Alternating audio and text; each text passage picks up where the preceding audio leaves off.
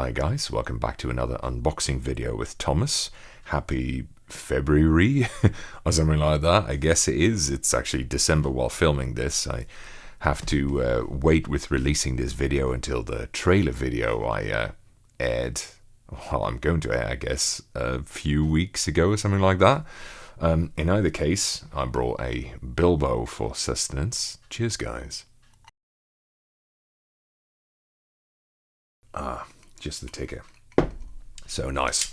So today we've actually got a double unboxing video from Zilpzalp, and this should contain both a keyboard and a macropad. And you may be wondering, how on earth is that going to fit in such a tiny box? Well, the reason is very simple. They're both tiny, and I think honestly most of what's in here is air. It's probably not even going to be all that full. So let's take a look how to best open this little piggy. I'm guessing here.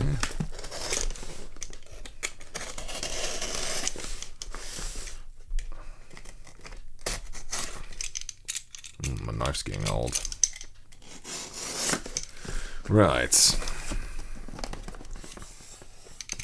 Maybe here as well. I do not know. Yeah, I think that works. Yes. Well, as I predicted, there's a lot of filler material in here. So, let's see. Some Keep Supply stickers. Then we have this little piggy, and I think this is the macropad. And this is the keyboard.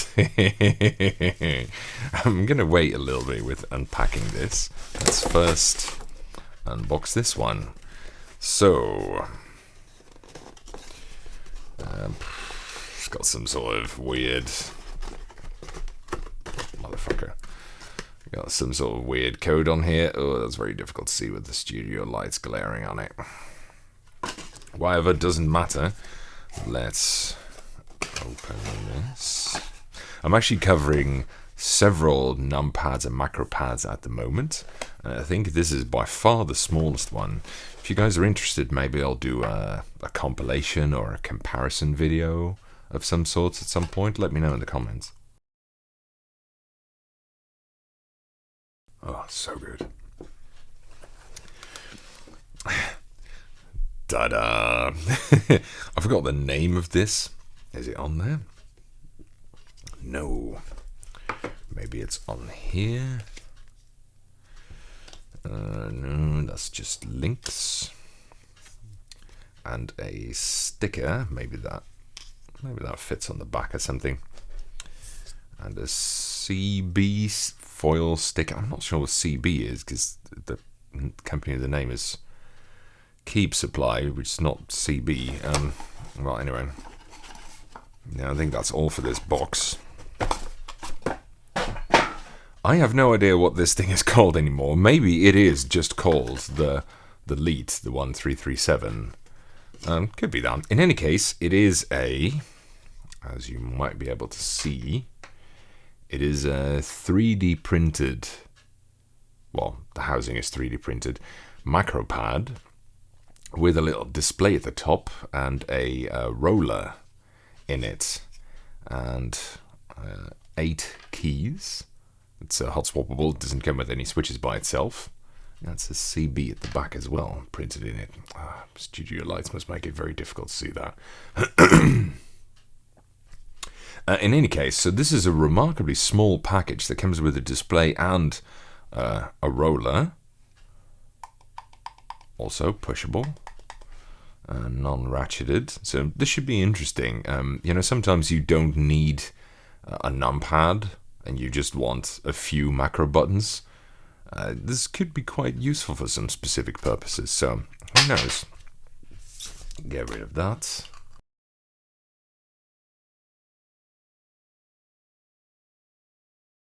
And now the thing you've probably all clicked the thumbnail for. this is going to be the concluding video of, well, basically Ergo February. I have a couple of Ergo keyboards that I still need to cover, and I figured, might as well get in the mood.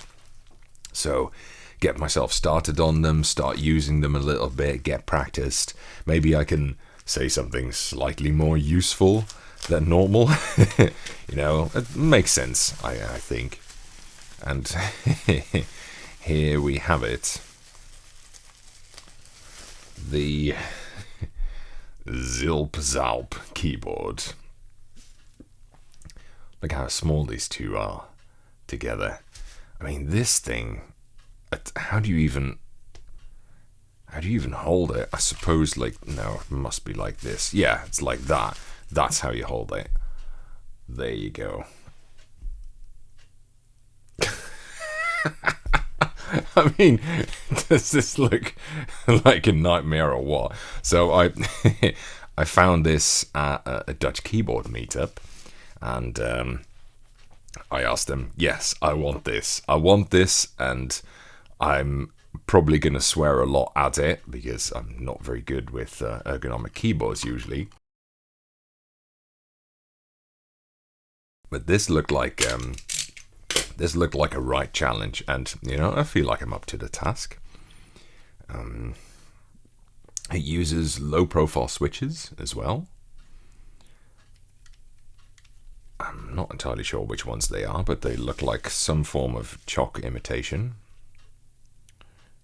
No, I think they actually are Cal chocks, because it says Cal on them, so makes sense.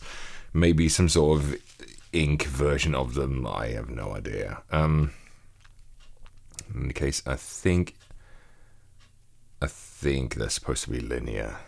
Never really know. I think they're supposed to be linear. Right. That's how the back looks. So you may be wondering, why on earth would you use something like this? Now, I don't want to start reviewing the keyboard just yet, but apart from the fact that it's very small and I guess easy to take with you, even though it's not a very easy to take with you shape, this is an incredibly cheap keyboard. It costs almost nothing. Normal ergonomic keyboards are fantastically expensive. They cost a huge amount of money. Even fairly basic ergonomic keyboards tend to be much, much more expensive than their normal variants or equivalents. But this one is quite cheap. I forgot what the price was actually, but wasn't it something like 40 or 50 euros or something like that? Maybe even less. I really don't even know. Probably also depends on whether you get it with switches and or keycaps. But yeah, so that alone is a major reason for getting one. It also looks quite interesting. It looks like a sort of face, doesn't it? Like a sort of Space Invader look. I guess that's deliberate.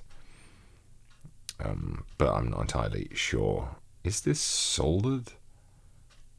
Yeah, I guess.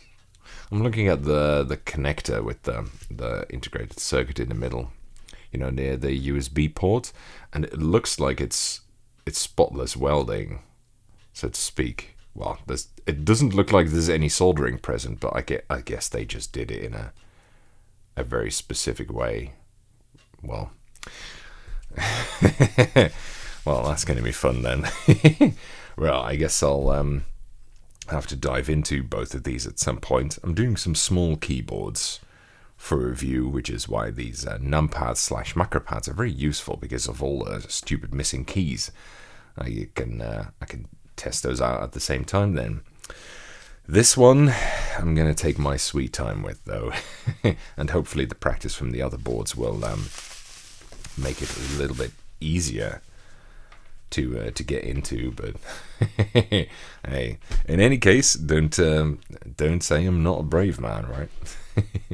In any case, I think that has to be it for this video by now. I'll see you in the next video, whenever that might be. And cheers, guys. Adios.